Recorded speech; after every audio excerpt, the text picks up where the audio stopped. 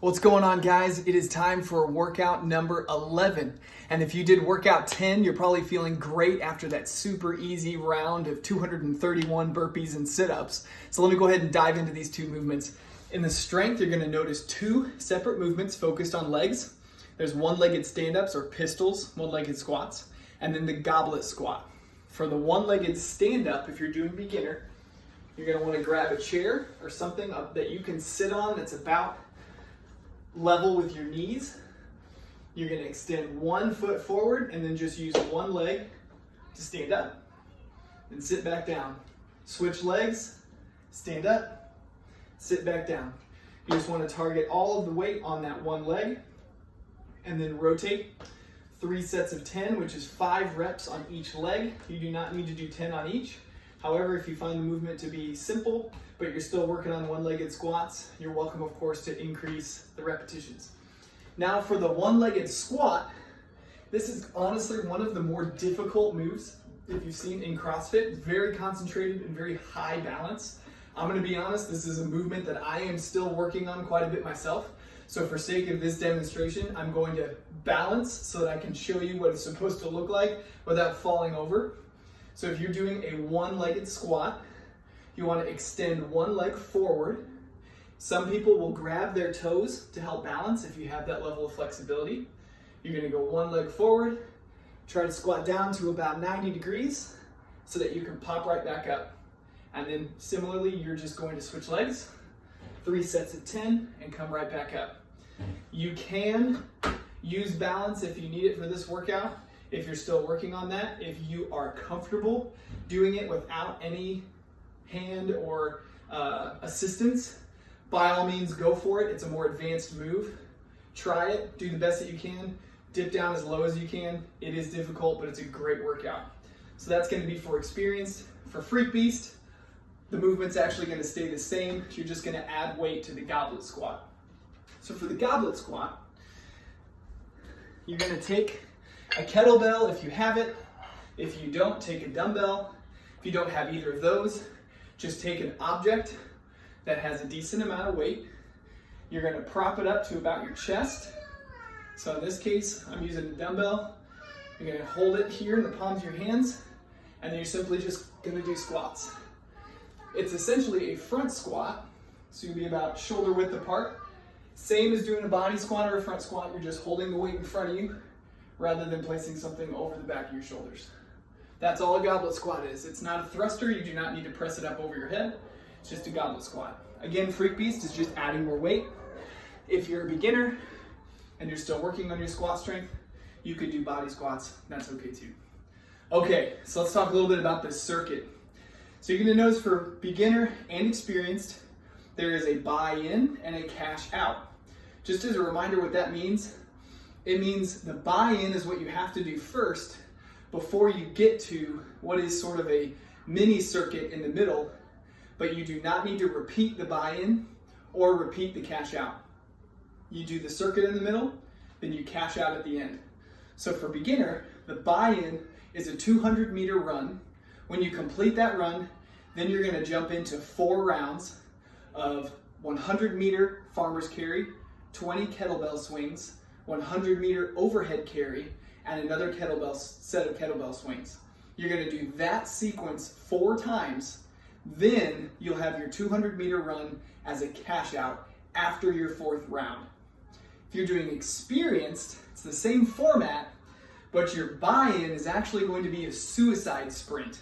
The buy-in suicide sprint, if you've played any sort of competitive sports growing up, you might be very familiar with this miserable drill, but you're going to run 25 meters forward, then 25 meters back, then 50 meters forward, 50 meters back, 75 meters forward, 75 back, 100 meters forward, then 100 meters back. That is your buy-in. That is 1 set for your suicide sprint. Then you get into your circuit, which is the same as beginner. It's going to be 4 rounds, 100-meter farmer's carry, 20 kettlebell swings, 100-meter overhead carry, another 20 kettlebell swings. Repeat that sequence 4 times. Then you go into your cash out, which, yes, once again, is another suicide. You will go 25, 50, 75, 100, then you're done with the workout. A lot of run, a lot of pressure on the legs. It's gonna be really intense. So just to walk through what those movements are, in the middle, a farmer's carry is carrying a heavy object. That in a nutshell is what it is. If you have two weights and you're able to carry them evenly, you can do that. Or to be more of a functional movement, just pick something heavy. It could be a box, it could be a basket full of stuff, it could be a bag of concrete or a bag of salt from your garage. The idea is to pick a heavy object that you can carry for 100 meters. Now, what you want to focus on while you're carrying the object is that you keep straight with your core and your back. So if I'm carrying a heavy object, as I'm carrying it, what would you want to prevent from happening is leaning like this as you're walking, leaning to the side as you're carrying it. If you pull it up over your head, you don't want to be contorting your spine as you're carrying. Try to focus on your core when you're holding the object. If you're holding it in front of you and you need to lean a little bit back for balance, that's okay. But try not to be leaning side to side. That goes for beginner and that goes for experienced. If you're wanting to do freak beast, you just need to carry something that's more than 100 pounds. But the idea is to carry something heavy, but don't hurt yourself. If you're carrying two objects, keep them at your side and try to make them heavy enough that it's challenging and you can use that for your balance.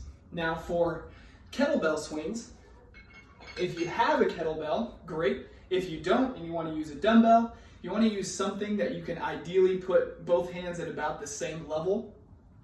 You can grab in the middle. If they need to aim out to the side, that's okay. But you're going to take a weight. You're going to go about shoulder width apart. Put a little bit of a bend in your knees. Keep your arms straight. And this is going to focus on your shoulders and your back as well as your legs to launch forward. You're going to swing it. It comes through your legs and you'll lean forward. Then as you're coming out of it, you're going to explode with your legs up and thrust your hips forward to get the momentum to bring it up. So here from the side, about shoulder width apart, maintaining good posture, just like the other workouts. Make sure you're hinging at the hip. You're not arching your back forward. You're going to come, swing it between your legs. Then as you're coming up, you launch with your legs and thrust your hips forward. And that's how you swing. If you're doing it strict, you're going to wear your arms out. You don't want to just be standing there doing this. You want to use your body, come down between your legs, and thrust it forward. There are two styles of kettlebell swing. Either is acceptable. If you want to increase the difficulty, an American is swinging it all the way up overhead. A Russian is just bringing it head level. That's a kettlebell swing. Then finally, the overhead carry, much like the farmer's carry, simply carrying an object for 100 meters. So if you have one object or two, you're just going to hold it up over your head and walk 100 meters. You can walk, run, jog, whatever you want to do. Don't jar your back. But the idea is to maintain a straight posture as you're carrying it. Shift the weight as you need it. But you want to carry whatever this object is up over your head. You cannot have it on your shoulder. You can do that for the farmer's carry. But you need to have for the overhead carry, the object needs to be up overhead. This is going to be a fun one. It's a lot of grunt work, a lot of functional movements. Please make sure you're drinking water, that you're stretching.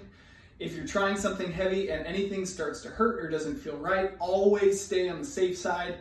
Don't push too hard. Push within your limits. Learn and know your limits. If you have questions, please ask them. And as always, good luck.